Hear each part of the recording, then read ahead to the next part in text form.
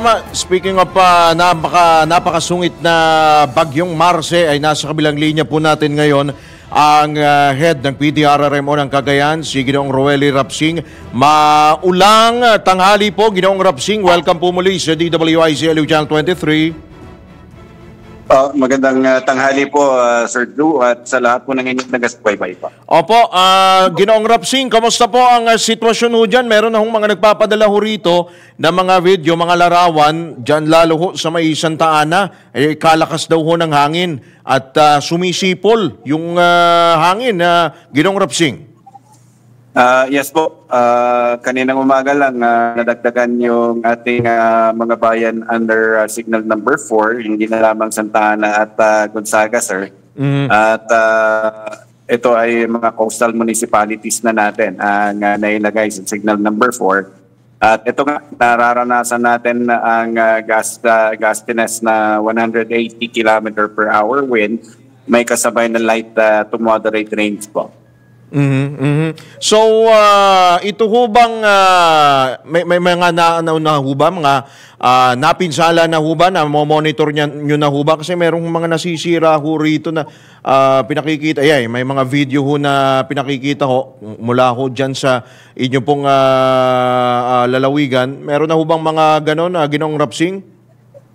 So far, wala pa ulat ng mga injured, sir. Ano? Okay.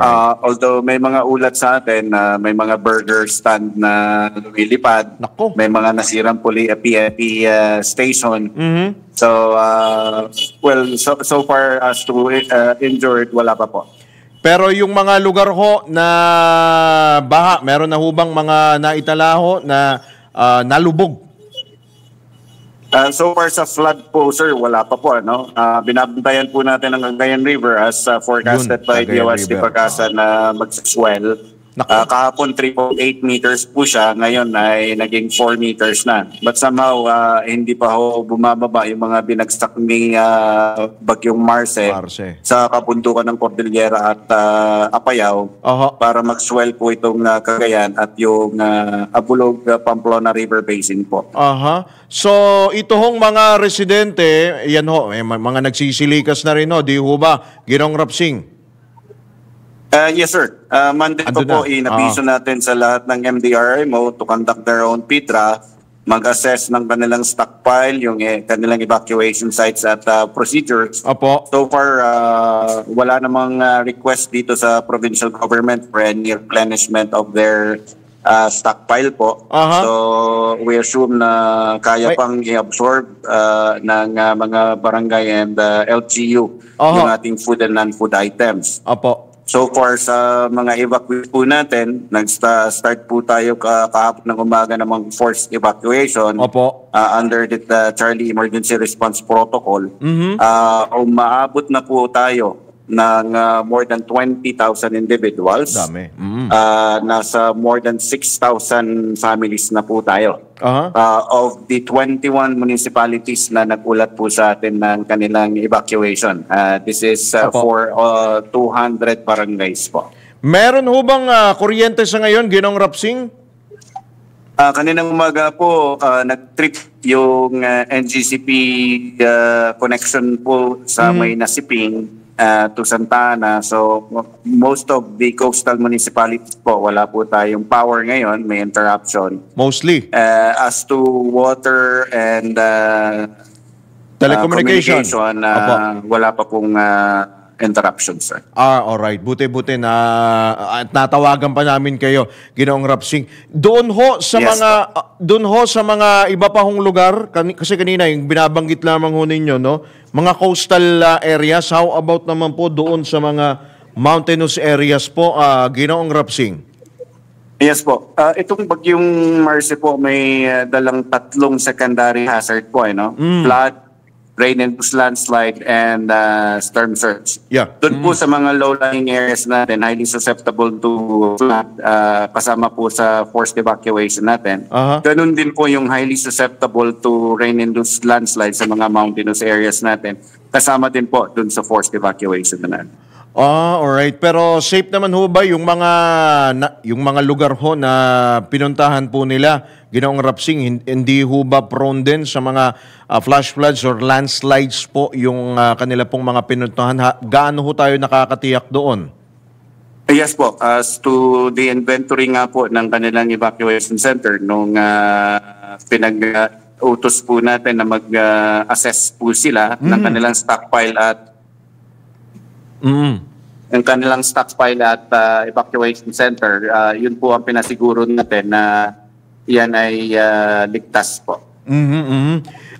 Ginoong Rapsing, sapat pa ho ba ang calamity funds ng Cagayan o meron pa ba? Kasi merong report, merong pahayag pag-amin si Pangulong Bongbong Marcos na nasaid na yung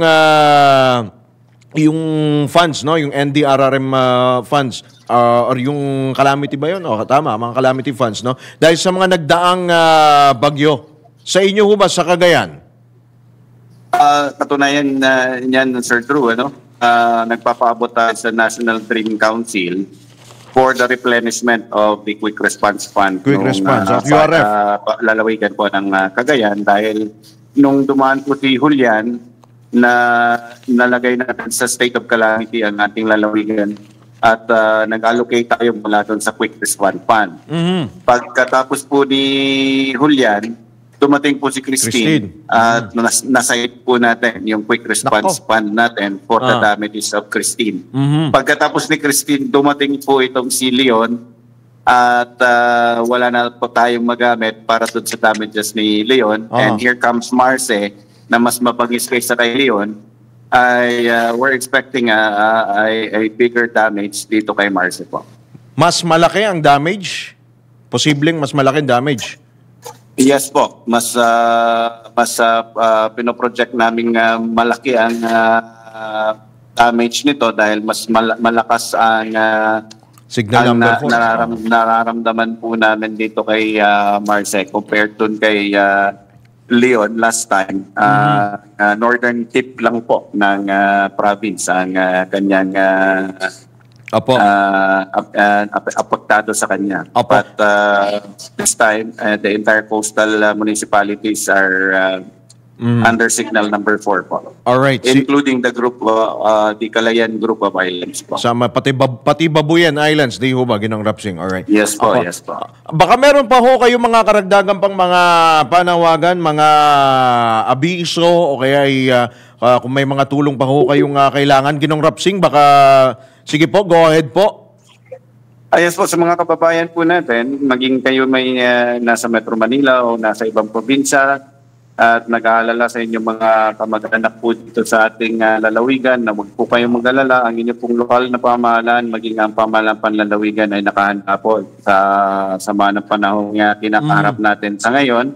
At sa mga kababayan po natin na hindi pa nararating ng ating evacuation team, mga lokal na barangay officials po ninyo, kasama yung mga uniformed personnel po natin sa AFP, PNP, PFP, Coast Guard and Marines, ay dadalhin po kayo sa mas ligtas na lugar. Sumama po kayo. Alright. Sige po, Ginoong Rapsing, mag-iingat po kayo. Marami pong salamat sa inyo pong oras at maulang tanghali po sa inyo dyan sa Cagayan.